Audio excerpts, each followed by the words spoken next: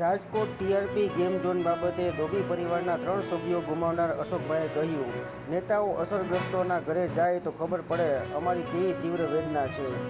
જામનગરના 5 આટડી વિસ્તારમાં ચોરી, પરિવાર સૂતો રહ્યો અને તસ્કરો દ્વારા રહેણાંકમાંથી હાથ ફેરો. બાબરા પંથકમાં ખંડણીખોરોનો મહાત્રાસ, પવનચક્કીના મોટા ટ્રકને પસાર થવા દેવા ₹2 લાખની ખંડણીની માંગણી. જૂનાગઢ યુવાનના અપહરણ હુમલા કેસમાં ગોંડલના ધારાસભ્યના પુત્ર અને તેની ટોળકીની જેલ ટ્રાન્સફર માટે અરજી. પંચમહાલ જિલ્લાના કડાદરા ગામે દિયર, દેરાણી અને ભત્રીજાએ વિધવા ભાભીને વૃક્ષ સાથે બાંધી માર માર્યો.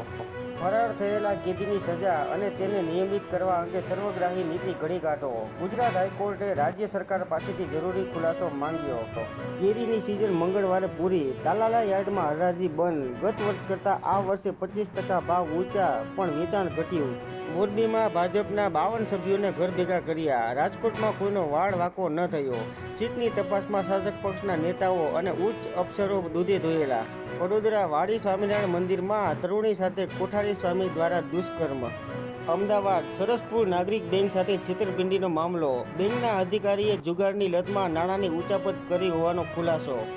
બેઠકોના પ્રેસ પ્રમુખ અને મજબૂત સંગઠન પર અતિ ભરોસો ભાજપને ભારે પડ્યો. વધુ પડતા આત્મવિશ્વાસે ભાજપનું ક્લીન સ્વીપનું સપનું રોળ્યું. આજે ન્યૂયોર્કમાં ભારત vs પાકિસ્તાનનો T20 વર્લ્ડ કપનો મહામુકાબલો. ભારતીય સમય પ્રમાણે રાત્રે 8 વાગ્યાથી પ્રારંભ. 400 પારની વાતો કરનારા બહુમત પણ ના મેળવી શક્યા. રાહ જુઓ, ઇન્ડિયા સત્તા પર આવશે, એનડીએની સરકાર ગેરકાયદે. મમતા.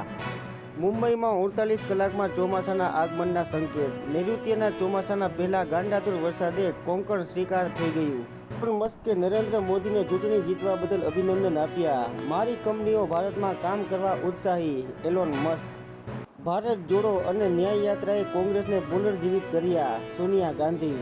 કચ્છના ગાંધીધામમાં સમયસર ચાર્જશીટ ન કરતા કોકેઈન કેસના આરોપીને જામીન.